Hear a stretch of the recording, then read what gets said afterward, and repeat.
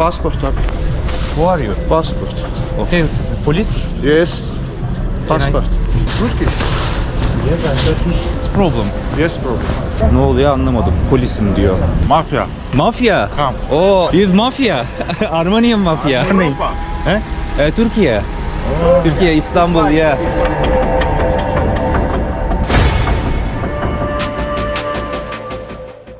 Ermenistan'ın başkenti Erivan'dan ayrılma zamanı geldi. Şimdi bir diğer şehir Gümrü şehrine gideceğiz. Hello. Train? Adam gel diyor. Tren bulmaya çalışıyorum. Hello, good morning. Bon. Japonya. Japonya. Yes. Hello, Japonya.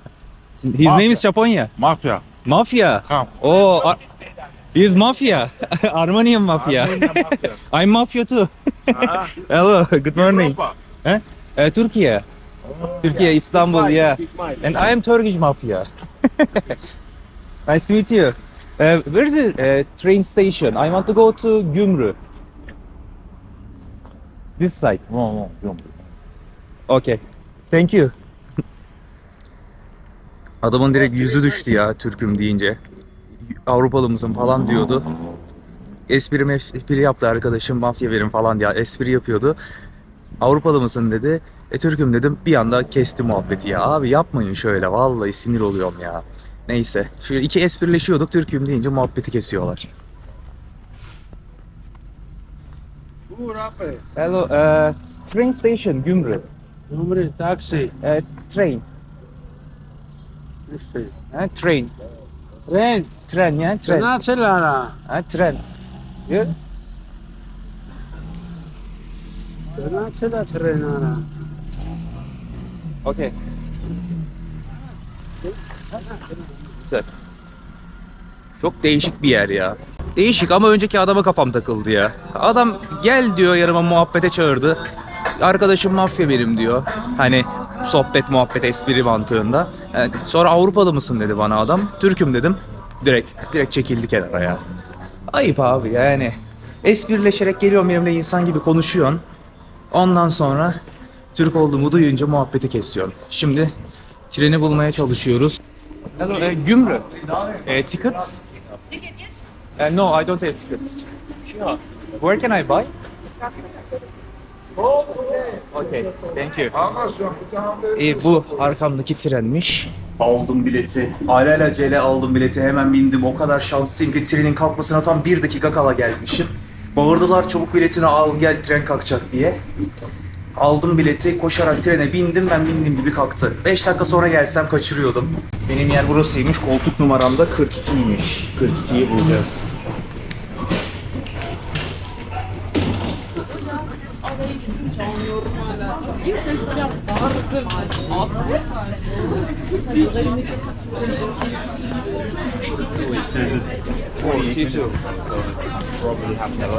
Bakalım Ermenistan'da tren yolculukları nasıl oluyor?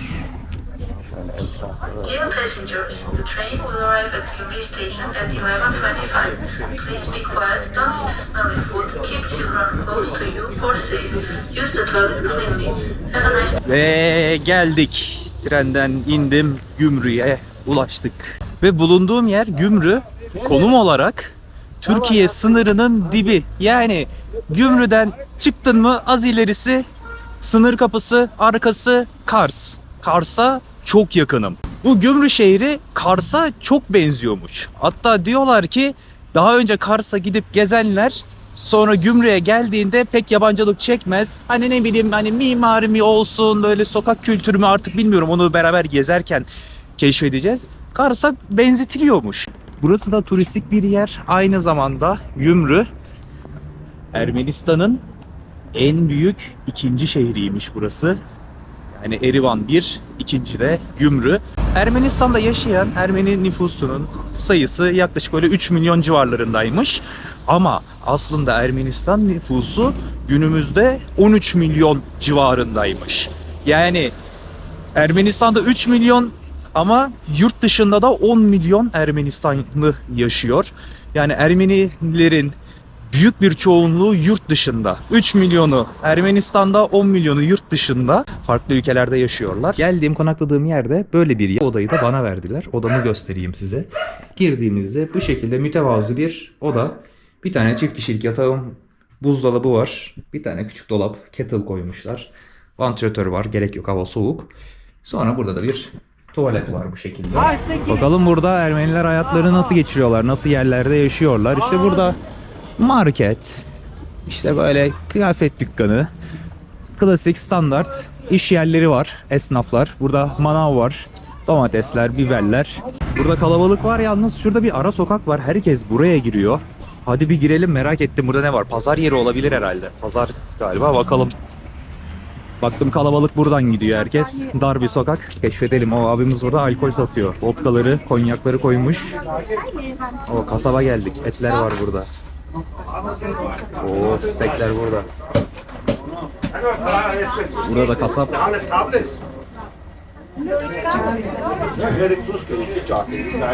Evet, tam bir pazara gelmişiz. Pazarın girişinde kasaplar. Burada da tam pazarın bölümüne geldik. İyi, şanslar ne güzel denk geldi. Bir Ermenistan pazarı keşfedelim bakalım. Ermeni pazarı. Fiyatlar neler, nasıl, neler satılıyor. Domates, biberler, bakın fiyatlar üstünde yazıyor. 400, 1 Amerikan doları ediyor. Elma mesela 250. Yani yarım dolara yakın. 70 sent falan. Domatesler 250. Şunlar, bunlar ama çürümüş. Şunlar iyi. 600. Yani 1,5 dolar gibi bir şey. Soğanlar var. Mandalin, portakallar var. Portakallar 600, 750. 1,5 ile 2 dolar aralığında. Üzümler var 400. Yani 1 dolar 25 sent gibi bir fiyat. Muz var. Muz 600.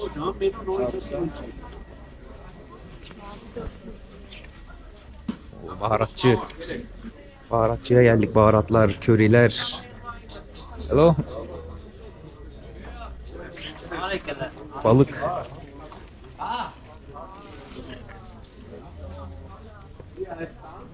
Bizim Türkiye'deki pazar kültürüne çok benziyor. Yani konsept olarak bizim Türkiye'deki pazarların aynısı gibi. Bu şekilde böyle karşılıklı bir sürü esnaflar. Pek yabancılık çekmedim burada. Bizim pazarların aynısı ya. O bunlar inek ayağı galiba. İnek midir, dana mıdır? Bir tane büyükbaş hayvanın ayağı. Toynak. O balıklar var burada. Hamsi değil mi ya bunlar? Hamsi, vallahi bunlar hamsi. Vallahi hamsi bunlar ha. Bizim Karadeniz'den geliyordur buraya kesin. Rize'den, Trabzon'dan falan herhalde, oradan nakliye yapıp getiriyorlardır. Çeşit çeşit balıklar var. Şehrin kalbi Vardanant Meydanı'na geldik. Hello. Hello. You look awesome. You look handsome. What? You look handsome. Very good. O da neydi öyle? Adamlar ne güzel şey takmışlar. Ve şimdi şehrin asıl kalbi Vardanant Meydanı ismindeki yere geldik. Şehrin ana merkezi burası. Burada da böyle atlı faytonlardan var. Fayton turları da yapıyorlar. Hello. Hello. Karşıda gördüğünüz şu büyük bina Gümrü Belediyesi, belediye binası. Güzel bir yere yapmışlar belediye binasını. Ve aynı şekilde burada ise eski tarihteki savaşçıların heykellerini yapmışlar. Elinde kılıçlar, arkada da Hristiyan papazlar var, elinde haç var. Şimdi önce ben acıktım, bir yemek yiyeceğim. Şu karşıda çok güzel bir restoran var. Dün şansa Instagram'dan bir mesaj aldım. Ermenistanlı bir takipçim varmış. Beni çok severek uzun zamandır takip ediyormuş. Mesaj attı. Aa, çok mutlu oldum, bizim ülkemize gelmişim falan diye mesaj attı. Erivan'da yaşıyordu. Onunla buluşamadık. Buluşmak çok istedik. Hatta ben de onunla video çekip güzel sohbetli bir video yapmak istiyordum da çok yoğun çalışıyormuş. Zamanı olmadığı için buluşamadık. Ben de Gümrü'ye geldim bugün ve bana bir restoran önerisinde bulundu. Dedi ki bana, Gümrü'ye geldiğinde Ponçik Monçik isminde bir restoran var dedi. Çok kalitelidir dedi. Yemekleri çok da güzeldir dedi. Git orada kesin bir yemek ye dedi. Güzel bir öneride bulundu. Ben de geldim. Ne satılıyor burada, ne yenir, ne içilir, fiyatları nasıldır hiç bilmiyorum. Tamamen öneri üzerine geldim. Böyle Ponçik Monçik isminde güzel bir restoran. Bir bakalım, bayağı da bir büyük, kaliteli bir yere benziyor gerçekten. Bir bakalım, Ponçik Monçik'te yemek yiyelim.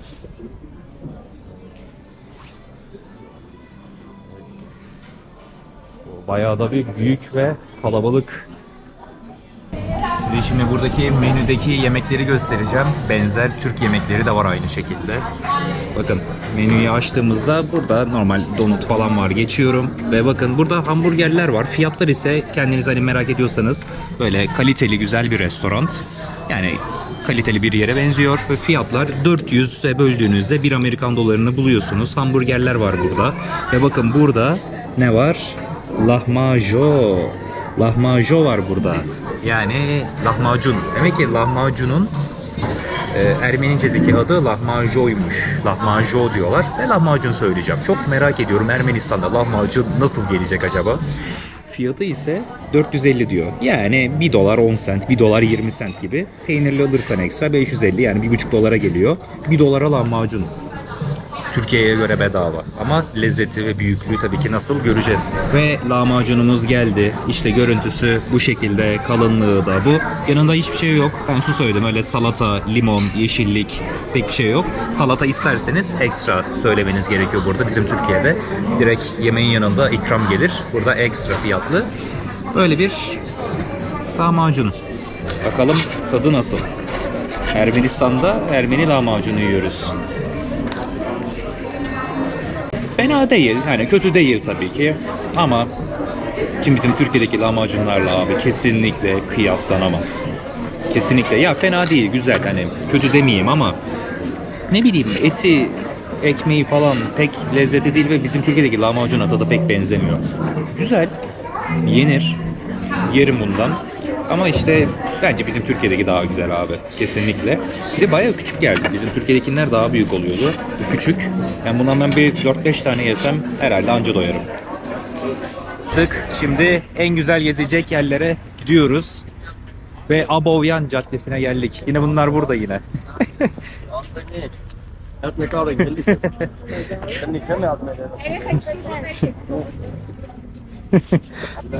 Bunlar ne yapıyor? Amaçları ne acaba? Ya da bu taktıkları yüzün bir anlamı, ifadesi var mı acaba ya?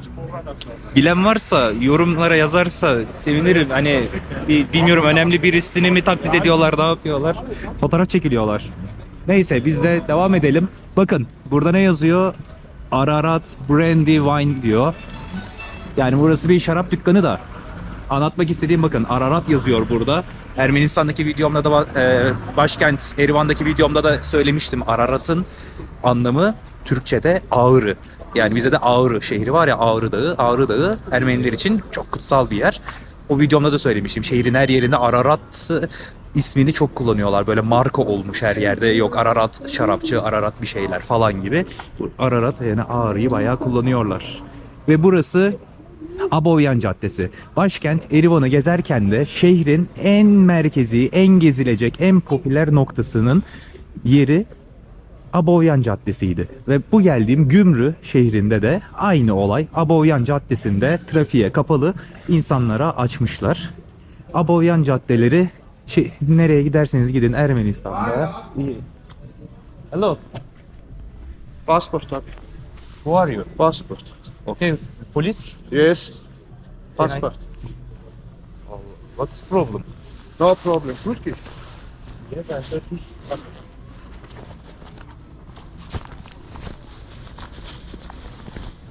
My passport at hotel. Hadi. Hadi. What's the problem? Yes bro. Wait. Hadi. I'm tourist. No problem. Hadi. Ha.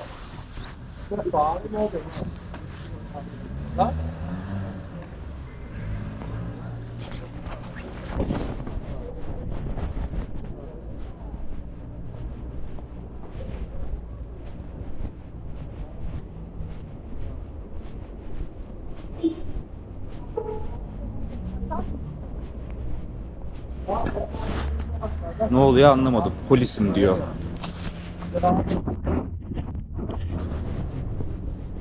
My friend, what is the problem? No problem. 1 minute. Ya bak.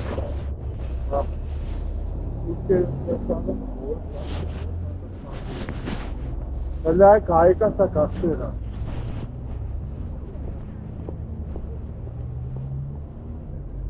Passport. Где passport?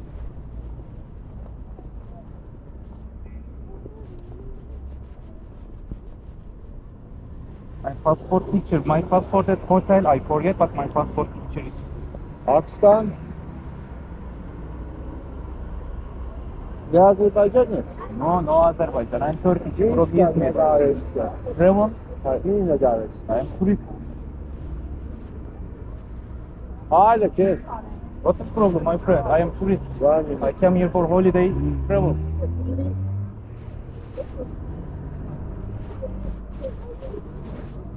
You original police? No uniform? No such person? No. Why?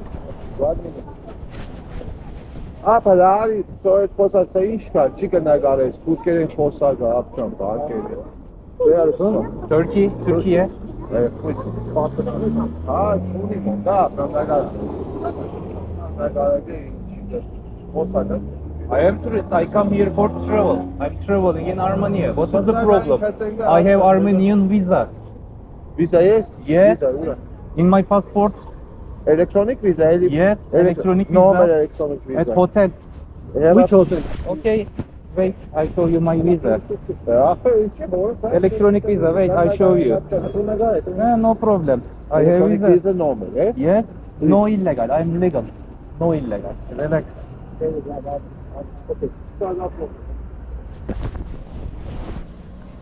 Şerefsiz.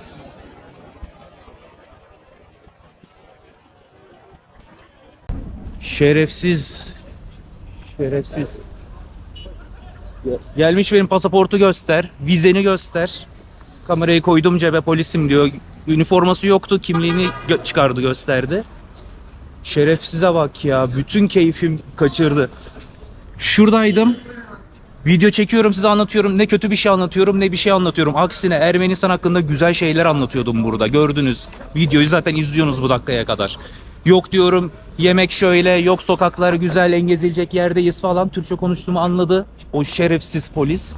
Ağzımı daha fazla bozmak istemiyorum. Geldi, pasaportunu göster. Pasaportu da otelde unutmuşum. Telefonumda pasaportumun fotoğrafı vardı. Her zaman taşıyorum galerimde, telefonumda pasaportumun fotoğrafını. Otelde çantamda kalmış. Yoldan geldim ya, çantadaydı. Telefondan fotoğrafını gösterdim, gel benimle dedi. Oradan aldı, şuraya getirdi. Yoldan birileri geldi, onlarla konuştuk ettik falan. Azerbaycanlı mısın sen dedi. Dedim Türk'üm ben dedim. Türkleri sevmiyor mu dedim. Sevmiyorum dedi. Kamera o sıra cebimdeydi. Ulan var ya, bütün keyfimi kaçırdı şerefsiz. Vizeni göster dedi. Vizeyi nereden aldın dedi. Dedim elektronik internetten aldım. Ermenistan vizem de var dedim. Pasaportum da var. İllegal değilim, legalim de dedim. Ondan sonra yoldan birini çağırdı, bilmemle falan. Nerede pasaportun dedi sonra yine. Dedim otelde. Yürü dedi, otele gideceğiz. Dedim bekle dedim, vizemi çıkaracağım, göstereceğim. Ondan sonra birisi geldi, bir şey konuştu falan. Sonra bir anda çekti gitti. Ulan şu an var ya, kendimi nasıl zor tutuyorum küfür etmemek için. Şimdi başımı da belaya sokmak istemiyorum burada. Şunu da belirtmek istiyorum. Videonun yorumlarında şöyle şeyler yazabilirsiniz. Şu şekilde yorumlar istemiyorum kesinlikle arkadaşlar. Nedenini de şimdi açıklıyorum. Şimdi diyebilirsiniz ki niye onu işte, niye atar gider yapmadın, niye kavga etmedin bilmemle falan filan. Arkadaşlar, bir Türk olarak özellikle bakın, sadece Türk olmak ve Azerbaycanlı olmak diğer ülke vatandaşları önemli değil. Bizim için farklı bir prosedür var bu ülkede. Eğer başını belaya sokarsan, polislik olursan, ki az önceki adam sivil bir adam değildi. Sivil bir adam olsaydı neyse derdim, eyvallah derdim. Belki bir sıkıntı olabilirdi ama bu polis olduğu için bir sıkıntı çıkartamıyorum. Çünkü nedeni de şu, biliyorsunuzdur, dünyanın neresine giderseniz gidin, bütün ülkelerde her zaman şey vardır. Kendi ülkenin konsoloslukları, elçilikleri vardır her yerde.